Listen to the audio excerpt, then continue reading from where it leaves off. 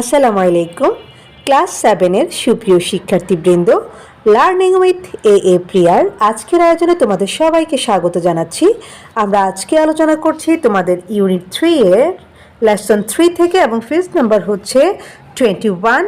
এর আগের ভিডিওতে আমি পেজ নাম্বার 20 পর্যন্ত বিস্তারিত আলোচনা করেছি। যাদের কাছে সেটা প্রয়োজনীয় বলে মনে হবে তারা চাইলে আগের ভিডিওগুলো দেখে আসতে পারো।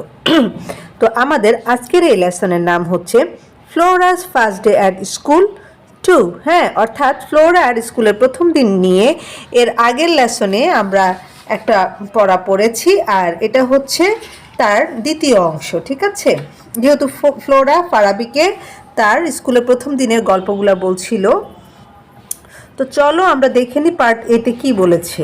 এখানে বলেছে read the text to know more about Flora's first day at school.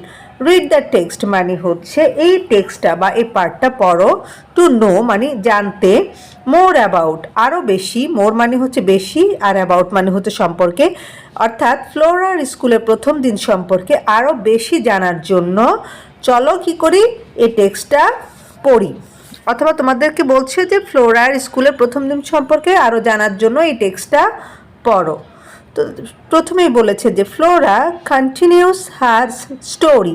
Story মানে গল্প, কন্টিনিউস মানে হচ্ছে চালিয়ে যাওয়া, অর্থাৎ ফ্লোরা তার গল্প চালিয়ে যাচ্ছে। তার মানে কি? তার মানে হচ্ছে সে কিন্তু যে লেসন 2-তে আমরা দেখেছি যে ফারাবিকে সে কি করছে, ফারাবিকে হচ্ছে সে তার স্কুলের প্রথম দিন সম্পর্কে বলছিল, যে সে তার মায়ের সাথে স্কুলে গেল এবং পায়ে হেঁটে স্কুলে গেল, এই পর্যন্ত কিন্তু সে বলেছিল, তাই না? এবং সে কত বছর বয়সে স্কুলে ভর্তি হয়েছিল, এবং ওই সালটা ছিল 2006। এগুলো সে বিস্তারিত বলেছে। এখন আরও কিছু বলছে, সেটা আমরা জানবো। দেখো এখানে বলছে it took us half an hour to reach the school, অর্থাৎ স্কুলে পৌঁছাতে আমাদের কতক্ষণ লাগলো? আমাদের আধা ঘন্টা লাগলো। I saw many students on the school campus. saw মানে হচ্ছে দেখেছিলাম। আমি স্কুলের ক্যাম্পাসে অনেক স্টুডেন্ট বা অনেক ছাত্রছাত্রীকে দেখেছিলাম। some were playing, কেউ কেউ খেলা করছিল, and some were talking to each other. each other মানে হচ্ছে একে অন্যের সাথে, এবং কেউ কেউ কি করছিল? একে অন্যের সাথে কথা বলছিল। I didn't know anyone. No মানে হচ্ছে জানা, অর্থাৎ আমি কাউকে জানতাম না বা আমি কাউকেই চিনতাম না। So I was a little afraid. afraid মানে হচ্ছে ভয় পাওয়া। তাই কি হচ্ছিল? আমার একটু একটু ভয় লাগছিল, হ্যাঁ, বা আমি একটু ভয় পাচ্ছিলাম।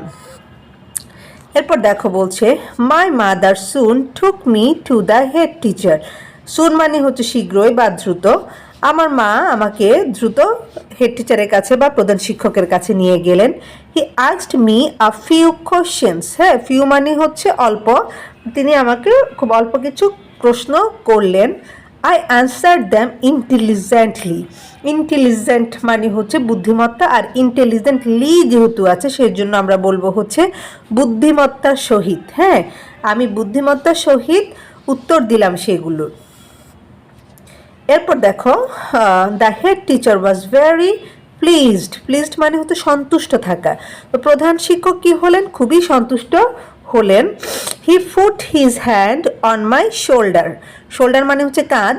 তো তিনি আমার কাঁধে হাত রাখলেন, অ্যান্ড সেড এবং বললেন গুড মানে ভালো, you are a highly intelligent child. তুমি খুবই কি বুদ্ধিমান বাচ্চা। ইউ নো আ লট মানে তুমি অনেক জানো। I will take you in my school. আমি তোমাকে আমার স্কুলে ভর্তি নিব। I hope you will be happy there. হ্যাঁ, হোপ মানে হচ্ছে আশা করা। আমি আশা করছি যে তুমি এখানে কি থাকবে? খুশি থাকবে। এরপর দেখো I was admitted to class 1। আমি প্রথম শ্রেণীতে ভর্তি হলাম। অ্যাডমিটেড টু মানে হচ্ছে কোথাও ভর্তি হওয়া, আর এটা একটা অ্যাপ্রোপ্রিয়েট প্রিপোজিশন। এরপর দেখো the head teacher was a very nice person.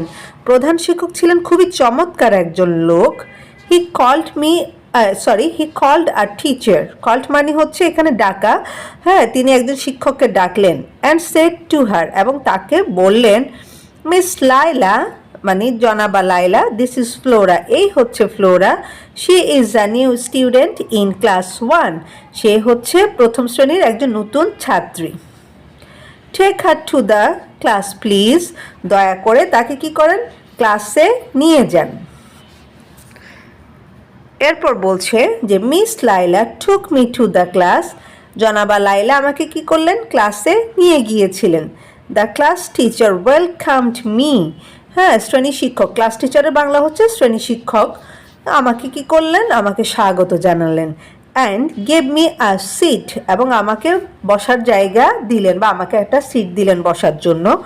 All the students in the class were staring at me, all the students, হ্যাঁ মানে সমস্ত ছাত্রছাত্রীরা, ইন দ্য ক্লাস অর্থাৎ ক্লাসের বা শ্রেণীর, অর্থাৎ শ্রেণীর সমস্ত ছাত্রছাত্রীরা ওয়ার স্টেয়ারিং অ্যাট মি, আমার দিকে কি করলেন, স্থির দৃষ্টিতে তাকিয়ে রইলেন, হ্যাঁ তাকিয়ে রইল। স্টেয়ারের বাংলা অর্থ হচ্ছে কারোর দিকে স্থির দৃষ্টিতে তাকানো, লুক মানিও তাকানো, আর স্টেয়ার মানি হচ্ছে, লুক বলতে আমরা যেটা বুঝি নর্মালি তাকানো, আর স্টেয়ার মানি হচ্ছে একেবারে মানে খুব স্থির দৃষ্টিতে কারোর দিকে তাকিয়ে থাকা। ধরো তোমাদের ক্লাসে যদি একটা নতুন স্টুডেন্ট ভর্তি হয় আর এরকম ফ্লোরার মতো কোনো টিচার যদি তাকে ক্লাস চলাকালীন সময় নিয়ে আসে, তোমরা কি করবা, তোমরা সবাই কিন্তু হা হয়ে ওর দিকে তাকিয়ে থাকবা, তাই না, ওকে খেয়াল করবা খুব বেশি, তো এটাকে বলা হচ্ছে স্টেয়ার। এরপর দেখো বলছে I felt a bit nervous, হ্যাঁ আমার কি হচ্ছিল, ফেল্ট মানে হচ্ছে অনুভব করা, হ্যাঁ আমার একটু নার্ভাস অনুভব হচ্ছিল। To see all the new faces, হ্যাঁ এতগুলো নতুন মুখ দেখে, অর্থাৎ এতগুলো নতুন মুখ দেখে আমার কি হচ্ছিল, আমার নার্ভাস লাগছিল। But soon I felt easy, but মানে কিন্তু, সুন মানে শীঘ্রই, হ্যাঁ কিন্তু শীঘ্রই আমার কি হলো, আমার কাছে জিনিসটা স্বাভাবিক বলে মনে হলো বা আমি স্বাভাবিক অনুভব করতে লাগলাম। I could make friends with 2 or 3 students sitting close to me, close মানে হচ্ছে কাছে, হ্যাঁ আমার কাছে বা আমার পাশে বসা 2 বা 3টা ছাত্রছাত্রীর সাথে আমি কি করলাম, বন্ধুত্ব করতে পারলাম। এরপর বলছে যে a new place is a new experience, হ্যাঁ একটা নতুন জায়গা সবসময় কি একটা নতুন অভিজ্ঞতা হয়। So my first day at school is a new experience in my life, তাই সো মানে হচ্ছে তাই, তাই আমার স্কুলের প্রথম দিনটা আমার জীবনের জন্য একটা নতুন অভিজ্ঞতা, হ্যাঁ এক্সপিরিয়েন্সের বাংলা হচ্ছে অভিজ্ঞতা।